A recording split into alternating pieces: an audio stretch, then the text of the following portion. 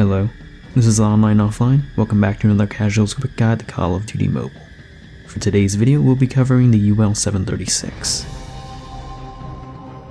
Unlocked at level 16, the UL736 is a fully automatic bullpup LMG AR hybrid.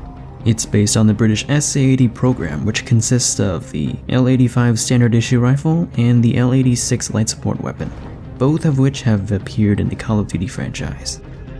The British Armed Forces were in need of a replacement for their L1A1 self-loading rifles, which were British variants of the FN-FAL.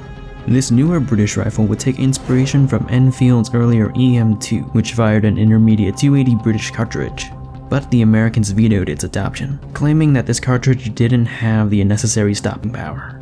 Agreeing to disagree, NATO adopted the FN-FAL with its 7.62x51. The Americans went with their M14 rifles with its .308 Winchester, and the Germans adopted the G3. This time around, things were going to be different. Early SA-80 prototypes were intended for the 485x49 cartridge, but if it were to once again meet NATO standards, it had to be delayed and refitted for the American-approved 5.56. On top of that, its development and production were less than ideal.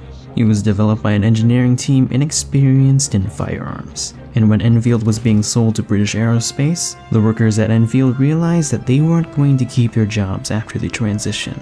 It also didn't help that they were already disgruntled from the recession and oil crisis brought on by the Iranian Revolution. To say that the original L85A1 was an unreliable weapon would be an understatement. Similar to how Garena gets access to seasonal updates before global, only to discover bugs ahead of time, a lot of issued weapons when first released aren't perfect. And it's not just because it's a bullpup. Other nations have adopted bullpups as their primary rifle. France with its FAMAS, Israel with the Tavor, Austria with the AUG, and the People's Republic of China with the QBZs. But in the case for the British, the legacy of the L85 lingers. A few of its original issues include, despite being a compact bullpup that was also designed to replace the Sterling SMG, it was almost as heavy as the FAL before it.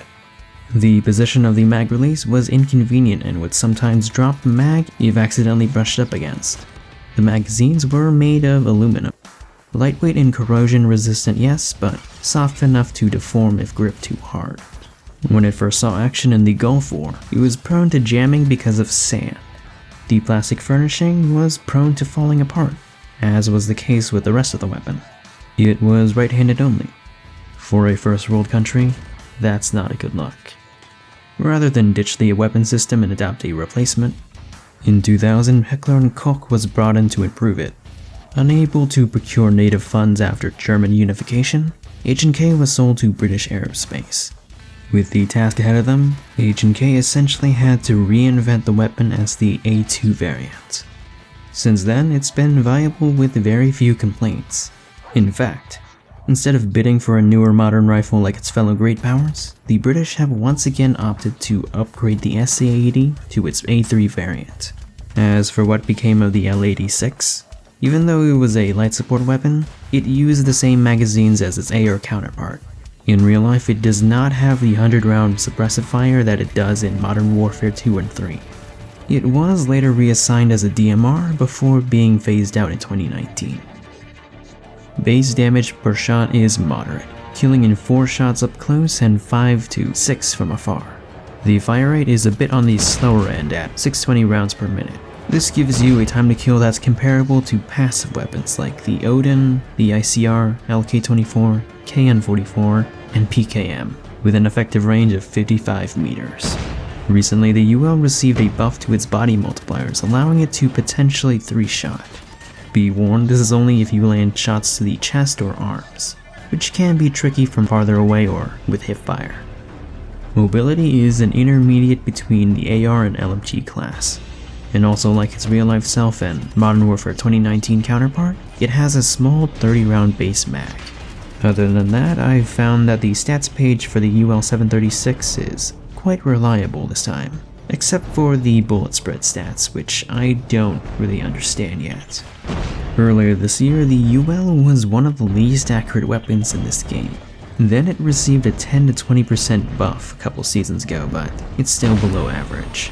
It does seem to have a decent taper, but it's recommended that you still burst fire your shots to conserve ammo, which wasn't really viable up until recently because the recoil was drastically changed.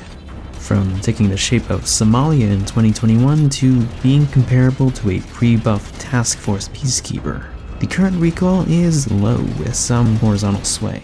And lastly, hipfire performance is better than most LMGs but on the wider end of ARs. The UL736 has never been a popular weapon in this game. In the earlier seasons, the UL was more of a traditional LMG with a 75 round base mag with unpredictable recoil. With the release of Gunsmith and the implementation of Bloom, the UL's recoil was slightly toned down but still remained one of the worst in the game, and it lost much of its magazine size and had one of the worst bullet spreads. So where does it stand now? With its questionable accuracy and small magazine, but potential time to kill, the UL is a high-risk, high-reward weapon, much like how the HVK-30 with large caliber was. It is technically the fastest killing LMG without headshots, but this is if you only land to the chest or arms. Compared to the runner-up PKM, the bottom multipliers are inferior, but due to its higher base damage, you only need 1 of 3 shots to reduce your time to kill. For some future balance changes, I'd suggest a faster ADS time to be more comparable to ARs, and to be more reliable in close range. I'd also like to convert the 60 round mag back to its original 75, to bring back some of its old suppressive fire. But hey, that's just my opinion. This has been a Casual's quick guide. Feel free to suggest what weapons you want to see covered next. My name is On, and I'm off.